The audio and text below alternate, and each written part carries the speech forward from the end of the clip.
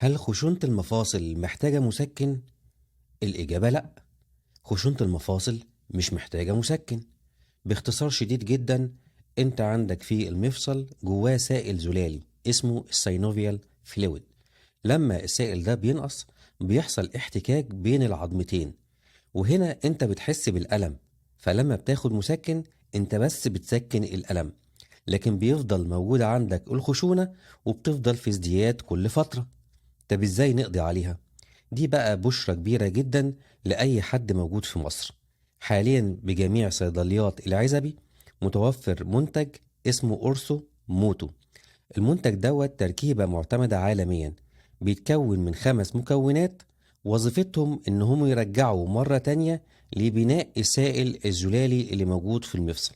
وبالتالي كل ما السائل ده بيزيد، كل ما أعراض وآلام الخشونة ما بتروح. ما تترددش لحظة ان انت تعالج خشونة المفاصل، وكفاية بقى مسكنات.